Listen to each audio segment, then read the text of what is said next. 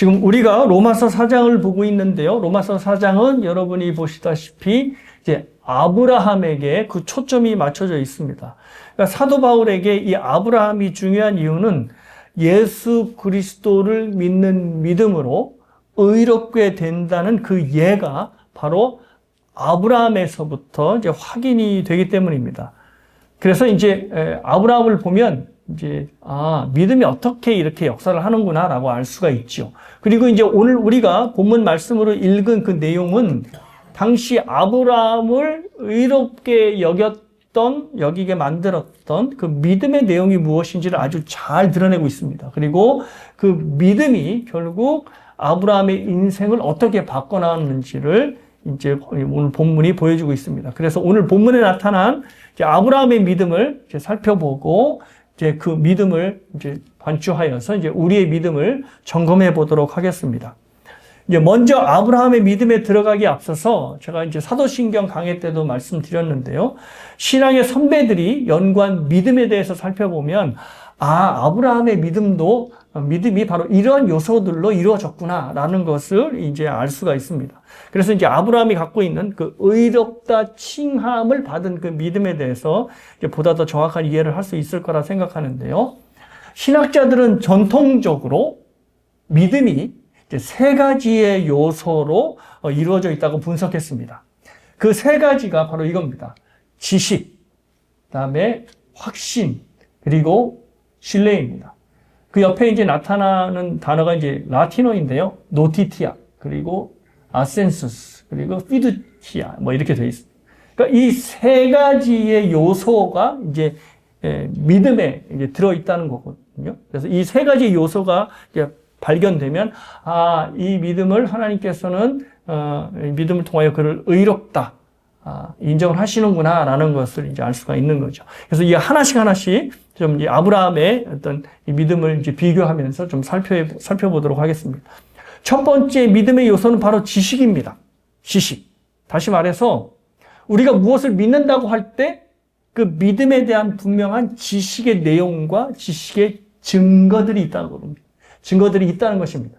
그러니까 보통 사람들이 믿음이라고 얘기를 하면 오해를 하는 게 뭐냐면 믿음, 이거는 그냥 아무 내용이 없어도 그냥 무작정 일단 이렇게 그냥 믿어보는 거야 라는 생각을 하게 되는 거죠. 마치 번지 점프 아시죠? 이제 번지 점프를 할 때 아무런 생각 없이 그냥 일단 뛰어내리잖아요. 아무리 무서워도 일단 한번 뛰어내리자. 그러니까 믿음을 일단 번지 점프 하는 것처럼 생각한다는 거죠. 도저히 그냥 좀 찝찝하고 그래도 일단 한번 믿어봐 라는 것으로 그냥 아무런 내용이 없고 그 내용을 모른다 하더라도 일단 믿음을 강요받게 되는 것입니다. 자, 그런데 오늘 본문에서 하나님께서 아브라함을 의롭다 칭하시는 그 믿음은 그런 믿음이 아니라는 겁니다. 무엇을 믿어야 할지에 대한 분명한 내용과 증거를 아브라함에게 주시고 아브라함이 그 내용을 이제 믿도록 하시는 거죠. 그래서 아브라함의 믿음을 살펴보면 아브라함이 무엇을 믿어야 하는지에 대한 내용 그리고 그 증거들이 아주 자세하게 잘 드러나 있습니다. 그래서 이제 창세기 12장 1절에서 4절인데요. 화면을 보십시오. 여호와께서 아브라함에게 이르시되 너는 너의 고향과 친척과 아비의 집을 떠나 내가 내게 보여줄 땅으로 가라. 내가 너를 큰 민족을 이루고 내게 복을 주어 내 이름을 창대하게 하리니 너는 복이 될지라. 너를 축복하는 자에게는 내가 복을 내리고 너를 저주하는 자에게는 내가 저주하리니 땅의 모든 족속이 너로 말미암아 복을 얻을 것이라 하신지라. 이에 아브라함이 여호와의 말씀을 따라갔고 롯도 그와 함께 갔으며 아브라함이 하란을 떠날 때에 75세였더라.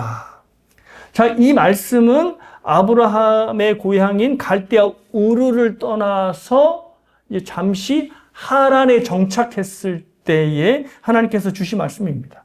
그러니까 이 약속의 말씀은 아브라함이 첫 번째로 받은 것이 아니라 두 번째로 받은 말씀이 되는 겁니다. 여러분이 알다시피 이제 아브라함의 고향은 우르라고 하는 도시였습니다.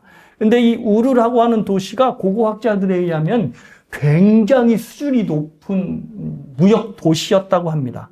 그래서 유브라데 강을 끼고 있어서 아무래도 고대 시대에는 강을 중심으로 문명이 발달했잖아요. 그래서 이 우르라고 하는 도시도 옆에 큰 유브라데 강을 끼고 있었기 때문에 문명의 수준이 굉장히 높았고 또 그 강을 중심으로 굉장히 활발한 교육이 이루어졌다고 합니다. 그래서 고고학자들이 이 지역을 발견한 유적들을 살펴보면 뭐 도시의 구조나 건축의 기술이나 산업이나 뭐 문자나 문학이나 또 여러 무역이 굉장히 발달한 곳으로 이제 그 연구 결과가 나왔습니다. 그래서 보통 우리가 아브라함을 생각할 때 이런 생각을 하게 되죠. 아브라함은 저 화면에서 보는 것처럼 저렇게 할아버지, 시골 사람, 순박한 어떤 할아버지로 생각하는데 그렇지 않고 아브라함이 우르에 살았다는 것을 보면 도시의 세련된 문명을 경험하고 누리는 도시 남자였다는 것입니다. 차도남이라는 말 아시죠? 차가운 도시 남자. 예. 그러니까 아브라함 하면 바로 이제 우리가 뭐 순박한 시골 할아버지 뭐 이렇게 생각하는데 원래 아브라함은 도시에 사는 그런 아주 세련된 남자였다는 것이죠. 자, 그런데 이 도시 남자가 갑자기 우르를 떠납니다. 자, 왜냐하면 하나님께서 우르에서 나타나서 그에게 말씀을 주셨다는 겁니다. 그게 이제 창세기 11장이 아주 잠깐 언급되는데 구체적으로 나와 있지는 않습니다. 자, 그런데 이제 사도행전 7장에 그게 조금 자세하게 나오는데 사도행전 7장이 바로 스데반의 설교입니다. 근데 그 스데반의 설교의 첫 부분에 잠깐 이게 이제 언급이 됩니다. 그래서 화면에서 보시는 대로 하나님께서 아브라함에게 우르에서 나타나셔서 그 고향을 떠나라고 명령을 하십니다.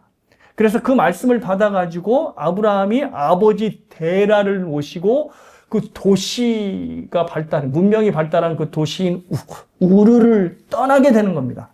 자, 그런데 무슨 이유 때문인지는 몰라도, 아브라함과 그의 가족, 이제 아버지까지 포함해서요, 가나안 땅, 하나님이 지시하는 땅은 가나안 땅인데 그 가나안으로 들어가지 않고 가나안 땅이 아닌 하란에 정착을 하게 되는 것이죠. 그래서 하란도 우르만큼은 아니지만 꽤나 큰 도시였다고 이제 학자들이 보고 있습니다. 그래서 하란에서 이제 우르에서 하란까지가 약 1200km 된다는 거죠. 그러니까 1200km 정도면은 LA에서 텍사스 서부 정도가 되는 거리라고 합니다. 그러니까 갈대아 우르, 그러니까 아브라함의 고향에서 하란으로 갔다는 것은 그냥 조금 가다가 만 것이 아니고 무려 1200km를 이제 온 가족을 거느리고 이제 아버지를 모시고 이제 가게 된 것입니다.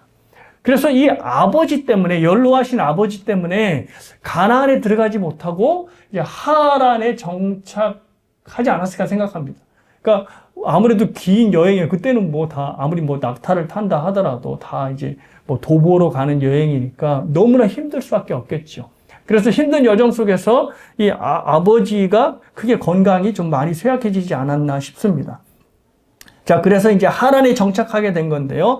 그러다가 아버지 데라가 이제 죽은 후에 하란에 하나님이 다시 나타나십니다. 그래서 이제 두 번째 아까 우리가 읽었던 약속의 말씀을 주시는 거죠. 자, 그런데 이 약속의 말씀의 내용이 바로 이것입니다. 그러니까 야, 너 왜 아직 그곳에 있어? 그냥 가라니까? 라고 말씀하지 않으시고 다시 또 아브라함이 믿어야 할 믿음의 내용을 또 언급을 하시는 거죠. 자, 그 내용이 바로 뭐냐면 내가 너로 큰 민족을 이루고 내게 복을 주고 내 이름을 창대케 하고 또 네가 복의 근원이 되어서 너를 축복하는 자는 복을 받게 될 것이고 또 반대로 너를 저주하는 자는 저주를 받을 것이다. 그러니까 무슨 말이죠? 아브라함이 복의 근원으로 만들겠다. 이렇게 되는 거죠. 그래서 너로 인하여 온 민족이 복을 받을 것이다 라고 하는 믿음의 내용. 그러니까 아브라함이 도대체 뭐를 따라야 될지에 대한 분명한 내용을 주시는 겁니다. 그래서 저 약속의 말씀 끝에 보면 아브라함이 뭐를 따라갔다? 여호와의 말씀을 따라갔다라는 겁니다. 그러니까 아무 말씀도 안 해주시고 일단 한번 믿어. 너는 가기만 해. 이렇게 하지 않으셨다는 거예요. 왜 우르를 떠나고 또 하란을 떠나야 될지에 대한 분명한 내용을 주시며 말씀을 하신 겁니다. 그 내용이 바로 여호와의 말씀이고 그 여호와의 말씀을 따라 아브라함이 갔다는 겁니다.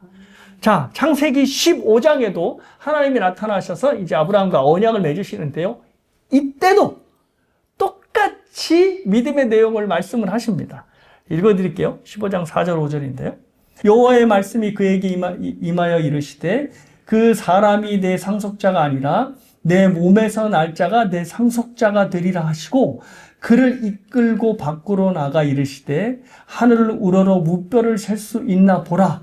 또 그에게 이르시되 내 자손이 이와 같으리라. 그러니까 지금 이때 당시는 어떤 거냐면 아브라함이 계속 후사를 낳지 못하니까 자신의 종인 엘리에셀을 상속자로 삼아야 되겠다라고 이제 생각을 하고 하나님께 그 말씀을 드리니까 하나님께서 아니다. 네 몸에서 난 상속자가 진정한 상속자가 될 수 있다 말씀을 하시고 약속을 또 하시는 거죠. 하늘을 우러러 무뼈를 셀 수 있나 보라. 또 그에게 이르시되 내 자손이 이와 같으리라 라고 하는 아브라함이 뭘 믿어야 될지에 대한 믿음의 내용을 말씀을 하시는 겁니다. 자, 하나님께서 의롭다고 인정하시는 믿음은 그냥 아무런 내용이 없는 맹목적인 신념 같은 게 아니라는 겁니다. 반드시 내가 믿고 있는 내용이 무엇인지에 대한 분명한 지식의 내용이 있는 겁니다. 그러니까 여러분들이 신앙생활을 하면서 내가 무엇을 믿고 있는지에 대한 믿음의 내용이 딱 떠오른다면 그것은 여러분이 정말로 제대로 된 믿음의 요소인 이 지식을 갖고 있는 겁니다. 근데 만약에 이 지식이 없으면 어떻게 될까요? 그냥 자기 방식대로 자기가 원하는 하나님을 만들어서 섬기게 되는 겁니다. 이스라엘이 이렇게 망했습니다. 이스라엘이 왜 망했냐면 하나님을 아는 지식이 없었습니다. 이제 점점 뒤로 넘어갈수록요. 그래서 여러분이 지난주에 읽었던 이제 성경이 호세아인데 호세아에서 하나님께서 이런 말씀을 하셨어요. 내 백성이 지식이 없음으로 망하는도다 라는 한탄을 한 것입니다. 그때가 이제 호세아 선지자가 활동했던 시대인데 북이스라엘이 어떤 일을 하고 있었냐면 단과 베델에 황금 송아지를 아주 멋들하게 짓고 그 황금 송아지를 하나님이라고 백성들에게 소개하면서 그 황금 송아지를 섬기게 한 것입니다. 그러니까 하나님을 아는 지식이 없으니까 그냥 자기네들이 보통 이방의 종교들이 믿고 있는 그 송아지를 본따 가지고 그냥 그 밑에다가 이름만 여호와 하나님 이렇게 붙여서 모든 백성들이 그 황금 송아지를 하나님으로 섬기게 만든 겁니다. 그러니 우리는 하나님을 섬기고 있다라고 북이스라엘 사람들은 생각했겠지만 정작 그들의 모든 예배와 섬김은 하나님을 진노케 만들었다는 것입니다. 그러니까 하나님을 아는 지식이 없으니 그냥 자기 방법대로 자기가 하고 싶은 대로 하나님을 섬기니 하나님의 분노만 일으켰던 것입니다. 우리도 충분히 그럴 수 있다는 거죠. 하나님의 말씀이 저와 여러분의 마음 안에 충분하게 있지 않으면 그리고 그 내용이 우리에게 계속해서 확인되지 않으면 교회를 다니면서도 엉뚱한 하나님을 만들고 엉뚱한 하나님을 섬길 수 있다는 것입니다. 존 칼빈이 이런 말을 했습니다. 인간의 모든 마음은 우상을 만들어내는 공장이다. 그러니까 이거는 인간의 마음이니까 저와 여러분의 마음도 들어갑니다. 그러니까 우리가 교회를 다니고 있다 하더라도 말씀으로 우리를 점검하고 확인하지 않으면 우리의 마음은 끊임없이 뭐를 만들어낸다? 우상을 만들어낸다는 겁니다. 그래서 이게 어떤 하나님의 말씀을 가리키는 것에 굉장히 약한 교회들은 얼마나 하나님을 귀신처럼 우상처럼 믿는지 몰라요. 그래서 마치 이렇게 정한수 떠놓고 비는 것처럼 하나님을 그렇게 비나이다라고 믿는 것이죠. 왜 그러냐면 그럴 수밖에 없는 것이 하나님이 무엇을 원하시고 무엇을 요구하시는지에 대한 하나님의 지식이 없기 때문입니다. 그저 그냥 삶의 문제를 갖고 그냥 하나님 앞에 나아가서 주여 주여 해결하여 주시고 주시옵소서만 하니까 정작 하나님이 무엇을 원하시는지 모르고 그냥 그렇게 하나님을 섬기는 거죠. 마치 북이스라엘 백성들이 송아지를 만들어 놓고 그것이 하나님이냐 그것을 섬겼던 것처럼 말입니다. 그래서 사랑하는 여러분, 우리도 하나님의 지식이 충만치 않으면 우리의 하나님을 우상을 섬기듯이 섬길 수 있다는 것을 기억해야 합니다. 그래서 제가 늘 당부하죠. 힘들고 어렵더라도 하나님의 말씀을 공부하는 데 있어서 게을르시면 안 된다. 하나님의 말씀을 읽고 또 하나님의 말씀을 쓰고 말씀을 깊이 묵상하고 그리고 모르면 어떻게 목사님께 물어보고 그리고 제가 꼭 카톡에다가 뭐 보내죠? 설교 보내죠. 뭘 주일에 들었는데 또 들어. 그러지 마시고 제가 이제 보내드린 이유는 뭐 설교자에 너무 큰 욕심일 수도 있는데 설교를 그냥 한번 듣는 데서 그치지 말고 이제 누구를 만나시거든. 오늘 주일, 이번 주일에 목사님이 이런 설교를 하셨어. 라고 여러분이 이렇게 좀 브리플리하게, 간략하게라도 이게 설명을 해줄 수 있으면 좋겠다라고 하는 마음에서 설교를 또 들으셨으면 하는 기대로 이제 보내는 거거든요. 그러니까 설교를 그냥 한 번으로 들었고, 오늘 예배 들었고, 예배 드렸고, 설교 들었어! 라고 끝내지 마시고, 그 말씀을 다른 사람한테 하신다는 생각으로 여러분이 들으신다면 보다 더 잘 집중하고 들으실 수 있을 것이라 생각합니다. 그러면 저와 여러분의 믿음이 한층 더 견고해질 것이라 생각합니다. 이런 견고함이 저와 여러분에게 경험되기를 주님의 이름으로 축복합니다. 두 번째 믿음의 요소는 바로 이겁니다. 확신입니다. 믿음은 지식만 있어서는 되지 않습니다. 믿음의 지식을 아는 것에서 그 믿음의 지식이 정말로 참되다고 확신하는 것으로까지 나아가야 됩니다. 그래서 이 확신을 뭐라고 하냐면 동의라고도 합니다. 그러니까 내가 들은 지식의 말씀이 참되다, 진리다 라고 동의하고 받아들이는 것입니다. 아브라함도 하나님이 주신 약속의 말씀에 확신하고 동의했습니다. 그렇기 때문에 그가 고향 땅인 우르를 떠났고 또 잠시 정착했던 하란을 떠날 수도 있었습니다. 아까도 말씀드렸듯이 우르와 하란은 굉장히 잘 정비된 도시입니다. 그래서 아브라함은 주로 시골보다는 도시를 좋아했던 것 같아요. 그래서 우르와 하란에 그렇게 그러니까 모든 편의시설이 아무래도 도시에 갖춰져 있으니까요. 그럼에도 불구하고 생전 가보지도 않은 어떻게 보면 저 험지인 가나안을 이 아브라함이 찾아 들어갔던 것은 하나님께서 약속하신 지식의 말씀을 받고 그 말씀에 확신하여 동의했기 때문입니다. 그러니까 그가 하란과 또 하란에서 우르에서 하란으로 하란에서 또 가나안으로 들어갔던 것입니다. 그러니까 만약에 동의하지 않았다면 갈대아 우르에서는 뭐 떠날 수 있어도 왜냐하면 하나님의 영광이 그에게 엄청나게 임했으니까. 그런데 하란에 정착하게 됐을 때는 그래도 고향 떠나서 됐으면 됐지.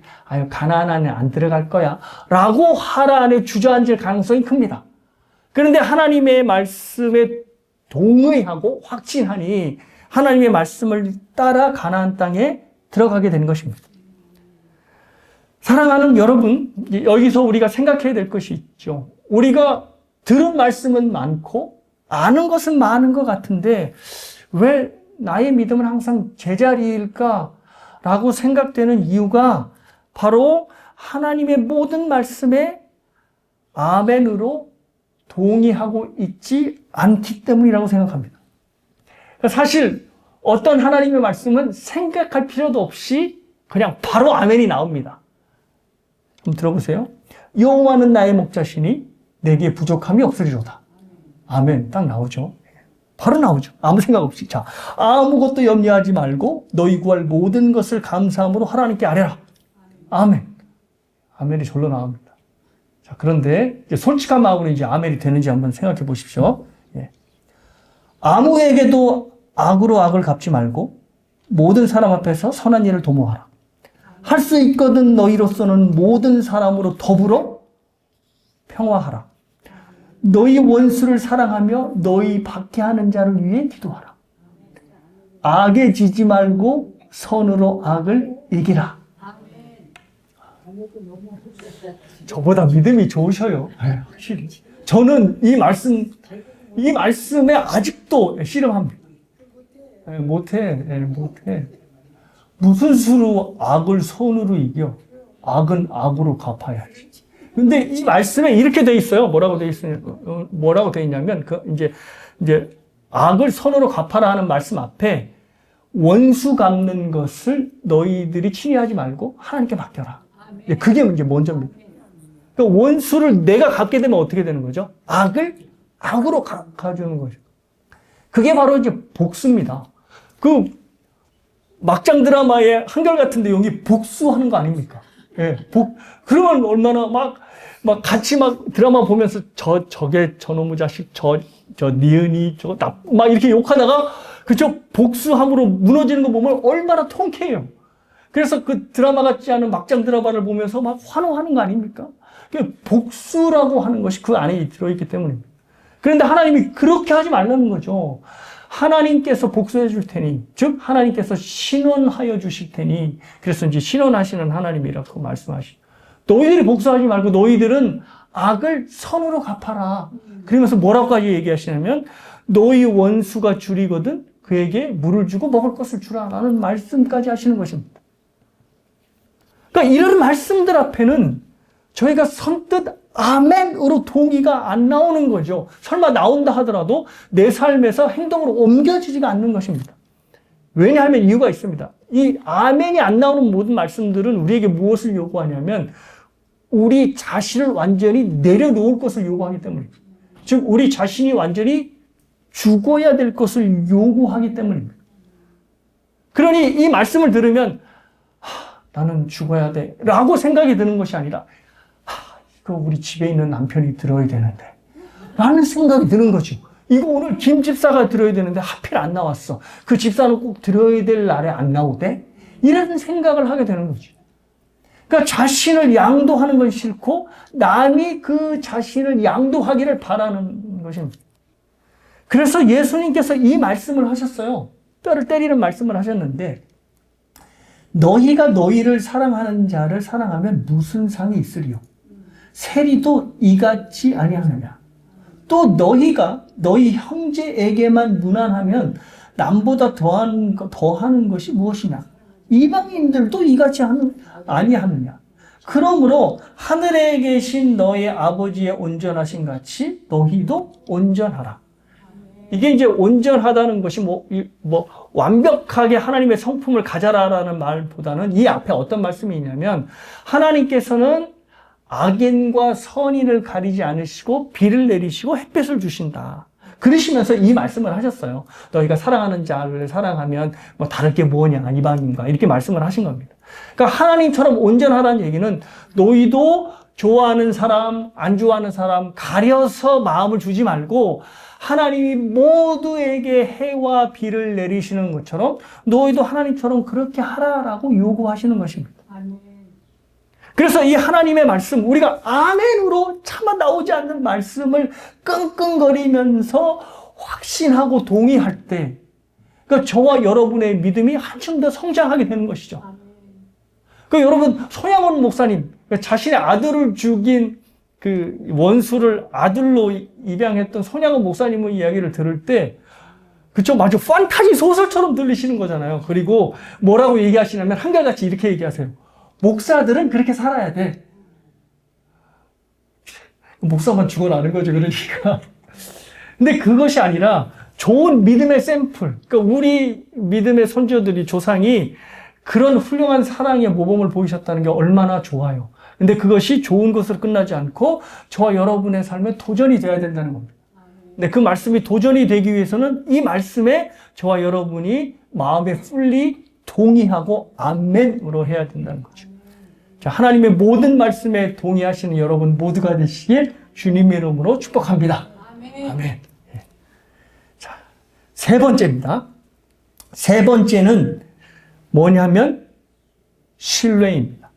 이게 이제 라틴어로 피두키아라고 하는 단어인데요. 자, 하나님의 지식의 말씀이 있고 그리고 이제 지식의 말씀을 동의해요. 자, 그런데 내용이 있고 동의해도 이것이 참된 믿음이 될 수 없다는 겁니다. 뭐가 없으면 그 말씀에 대한 신뢰가 없다면. 이거 중요해요. 말씀을 많이 알아요. 그리고 내가 받기 힘든 말씀까지도 동의해서 아멘 했어요. 그런데 그 말씀을 의지하고 신뢰하지 않으면 그건 믿음이라고 볼 수 없다는 겁니다. 다시 말해서 하나님이 그 믿음을 통하여 너희는 의로워 라고 칭하는 믿음이 되지 못한다는 겁니다. 야고보서 2장 19절에 굉장히 흥미로운 말씀이 있는데요. 내가 하나님은 한 분인 줄 믿느냐 잘하는도다 귀신들도 믿고 떠느니라. 야고보 사도에 의하면 귀신도 믿음이 있다는 겁니다. 그런데 믿음을 보면 두 가지 요소가 있어요. 첫 번째, 하나님을 아는 지식을 귀신들이 갖고 있습니다. 그래서 하나님이 어떠한 분이신지 아주 잘 알고 있어요. 뭘 보면 확실히 알 수 있나요? 사탄이 예수님을 시험하는, 광야에서 시험하는 것을 보면 어떻게 시험하죠? 신명기 말씀을 탁탁탁 집어서 이용을 하죠. 그러니까 하나님의 계시의 말씀을 사탄이 잘 알고 있다는 겁니다. 자, 두 번째 믿음의 요소는 뭐죠? 그 말씀에 동의하는 거. 자, 지금 야고보 사도가 귀신들이 어떻게 해요? 하나님을 믿고 떤다. 그러니까 하나님의 영광, 하나님의 위엄, 하나님의 거룩하심을 동의하니까 귀신들이 떠는 겁니다. 그러니까 귀신들의 믿음에도 두 가지 요소가 있어요. 첫 번째, 계시의 내용, 믿음의 내용. 두 번째, 뭐라고요? 그 말씀에 동의하는 것까지 있습니다. 자, 그런데 우리들이 그러면 그 귀신의 믿음 가지고 귀신들이 믿음이 참 좋구먼 이렇게 합니까? 안 합니까? 안 하죠. 왜? 그 귀신의 믿음에는 뭐가 없기 때문에 하나님의 말씀을 의지하는 신뢰 요소가 없기 때문입니다. 만약에 귀신들의 믿음에 이 세 번째 신뢰의 말씀이 있다면, 또 귀신들의 우두머리인 사탄의 믿음에 하나님을 의지하고 신뢰하는 이 신뢰의 요소까지 들어가 있다면 사탄이 하나님을 대적하지 않죠. 왜냐하면 하나님을 믿고 의지함으로 자기가 자꾸 마음에서 하나님을 대적하는 마음을 어떻게 놓을까요? 하나님, 제가 자꾸 하나님이 싫어지고 하나님을 대적하고 싶어요. 하나님, 제 마음을 해결해 주세요. 라고 하나님 앞에 호소하고 회개하겠죠. 그래서 어떻게 될까요? 사탄이 하나님 앞에 회심을 하겠죠. 사탄이 회심하니까 좀 이상하게 생각이 되죠. 근데 사탄이 하나님의 말씀을 신뢰하면 회심합니다. 그런데 사탄이 회심을 합니까? 귀신이 회심을 합니까? 안 하죠. 왜? 하나님의 계시의 내용을 알고 그 계시의 내용을 확신함에도 불구하고 사탄과 귀신은 하나님 앞에 회개하지 않는 이유가 하나님의 말씀을 신뢰하지 않기 때문입니다. 사랑하는 여러분, 아브라함의 믿음을 보면 이 신뢰가 있었습니다. 아브라함은 하나님께서 갈대우르를 떠나라고 했을 때 갈대우르를 떠나죠. 그래서 1200km를 거쳐서 이제 하란에 도착했을 때 하나님의 말씀을 신뢰하지 않았으면 그냥 하란에 주저앉았을 것입니다. 그냥 나는 우르를 빠져나왔으니까 됐지 뭐 라는 것에 만족을 했을 것입니다. 그런데 하나님의 말씀에 강한 신뢰가 있었기 때문에 그에 합당한 행실을 보여주게 된 것입니다. 사랑하는 여러분, 아브라함이 하나님 앞에 의롭다 여김을 받는 믿음이 있었다는 거죠. 근데 그 믿음은 보통 철학자들이 갖는 하나님을 관념적으로 믿는 어떤 이런 믿음이 아니라 하나님을 믿는 믿음의 내용이 있었고 그 믿음에 동의하는 강력한 마음의 확신이 있었고 세 번째는 그 말씀을 따라가는 하나님을 향한 신뢰가 있었다는 겁니다. 그래서 하나님께서 아브라함의 믿음을 보시고 어떻게 해요? 의롭다 여겨주시고 그를 의인이라 칭해 주신 것입니다. 근데 아브라함의 믿음이 지식의 내용이 있고 거기에 동기가 있고 거기에 대하여 신뢰하는 것이 있었다고 해도 아브라함 믿음이 처음부터 완벽한 것은 아니었습니다. 여러분이 아브라함의 인생을 잘 아시잖아요. 그의 믿음이 얼마나 흔들렸는지. 특별히 어느 부분에서 어느 요소에서 흔들렸냐면 하나님을 신뢰하는 부분에서 상당히 흔들렸습니다. 그럴 수밖에 없던 게 아브라함의 눈에 나타난 현상들이 하나님을 신뢰할 수 없을 것 같은 현상들이 너무 자주 그리고 너무 선명하게 일어났습니다. 오늘 우리가 읽은 본문에도 아브라함의 신뢰를 흔들리게 할 만한 내용이 나오는데요. 그게 이제 바로 19절입니다. 19절인데 그가 100세나 되어 자기 몸이 어떻게 되었죠? 죽은 것 같고 사라의 태가 죽은 것 같음을 알거든. 자, 하나님의 약속을 믿고 하란을 떠난 지가 25년이 지났는데 자기 몸에서 후사가 없는 겁니다. 하나님께서 이 25년의 세월 동안 아브라함에게 축복해 주셔서 아브라함이 가나안에서 상당한 거부가 되었습니다. 그리고 가나안 족속들이 감히 이 아브라함을 무시하지 못할 만큼 굉장히 유력한 자가 되었죠. 그러니까 딱 이제 모든 환경을 하나님께서 만들어 주신 겁니다. 그러면 아브라함에게 이제 뭐만 있으면 돼요? 그 모든 환경 속에서 자신의 뒤를 이을 후사만 나오면 돼요. 근데 이 후사가 안 나오는 거예요. 어느 때까지? 아브라함의 몸, 사라의 몸이 완전히 이제는 죽었구나 싶을 정도로. 코에 호흡을 하니까 몸뚱이는 살아있는데 자식을 낳는 측면에서 볼 때는 완전히 죽은 몸이 된 것입니다. 그러니까 하나님의 말씀과 자기가 접하고 있는 현실의 괴리가 너무 큰 거죠.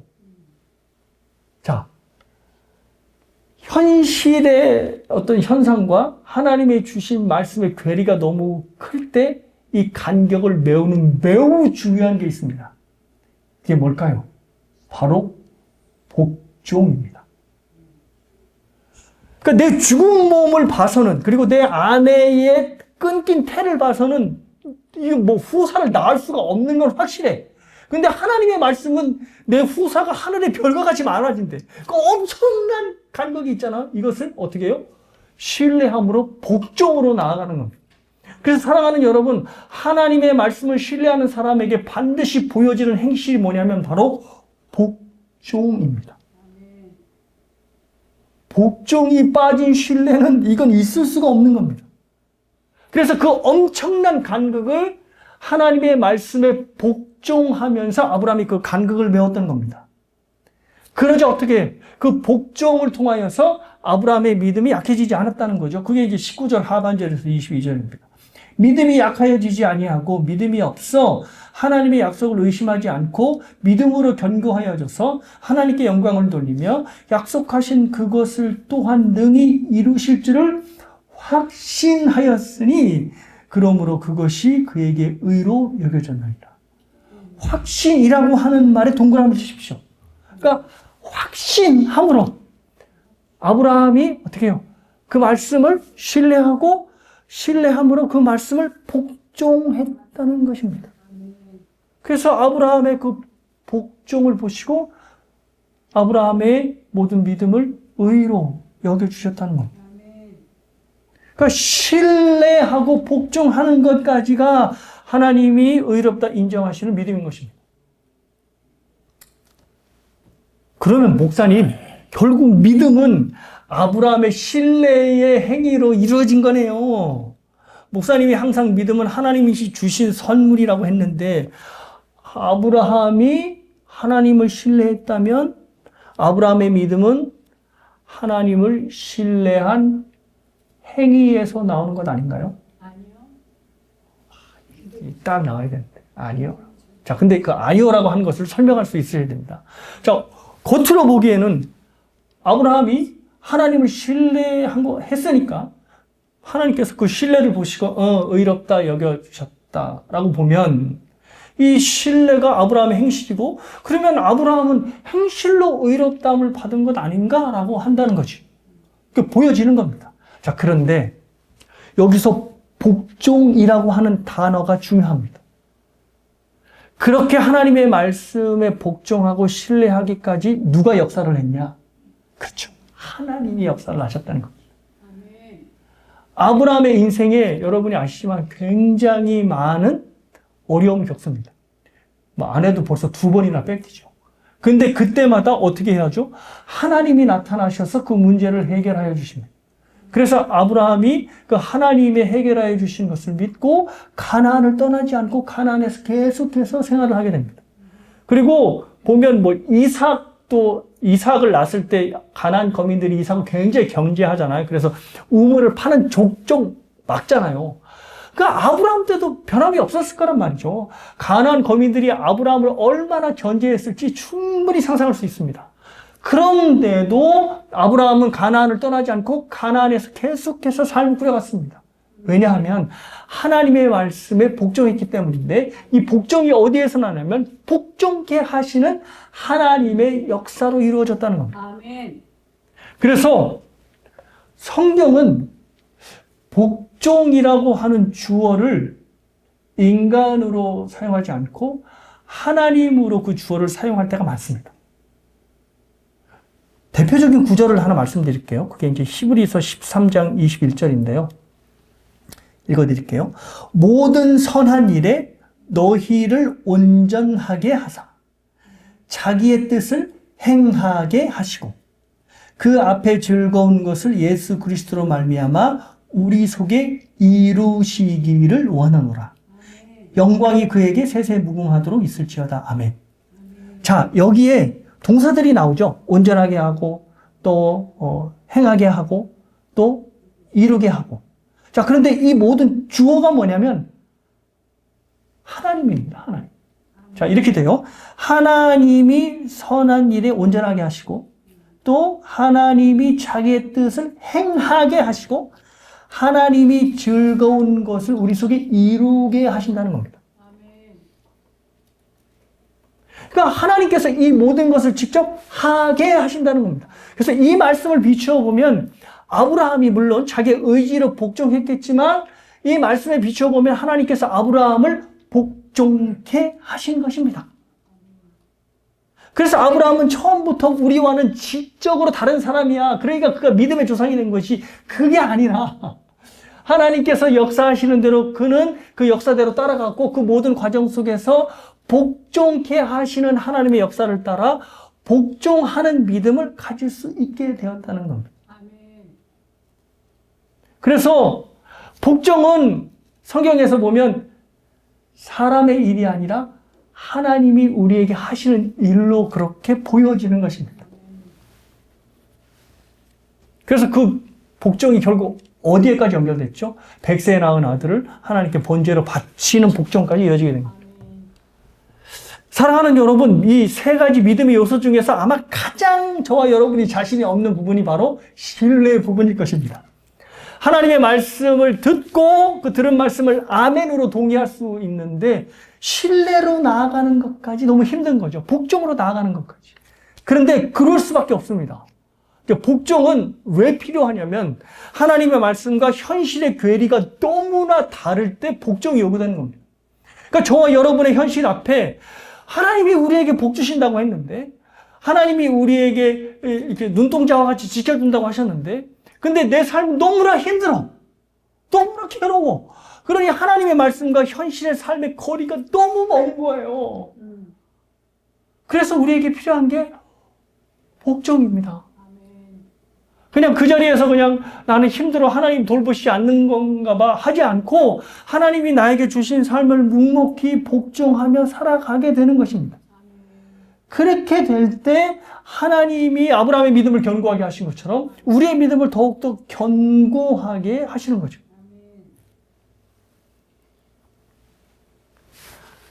근데 그 견고하게 하는 그 믿음에 뭐가 크게 한몫을 차지하냐면 바로 칭의의 믿음이 크게 한몫을 더합니다. 왜냐하면 칭의는 심판의 때에, 종말의 때에 하나님께서 자기 백성에게 선언하실 선고입니다. 근데 하나님께서 우리를 의롭다 하고 선고하시는 것이 종말의 때에 하셨습니까? 아니면 지금 나에게 이루어졌습니까? 지금 나에게 이루어졌다는 거죠.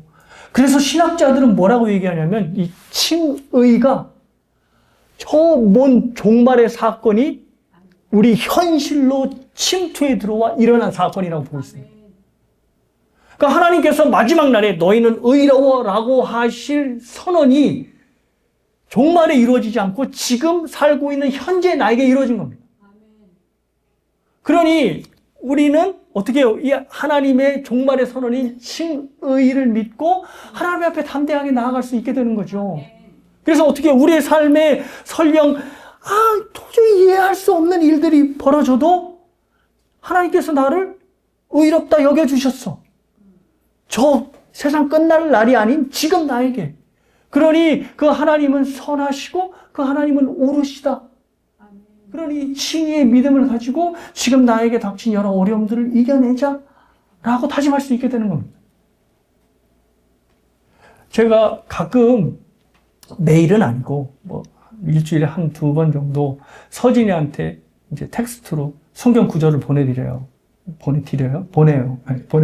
보내주는데 이번 주에 이제 제가 그 성경 구절을 보내준 게 바로 오늘 읽었던 19절에서 21절 말씀.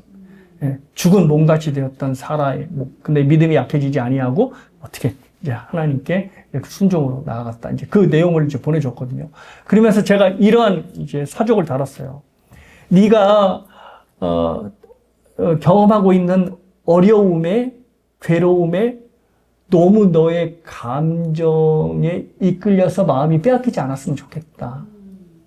그러니까 네가 어려움을 겪을 때 자꾸 내 감정이 힘들고 내 마음이 힘든다는 것을 자꾸 생각하고 그 마음에 의지하면 네 앞에 있는 어려움을 이길 수 있는 힘이 나오질 않아. 자, 그런데 힘들고 어려워도 하나님께서 나와 함께 하시고 하나님께서 나에게 힘 주신다고 하는 그 약속의 말씀을 믿으면 네가 그 모든 어려움을 이겨낼 수 있게 된다라고 하는 하나님의 말씀을 보내주었습니다.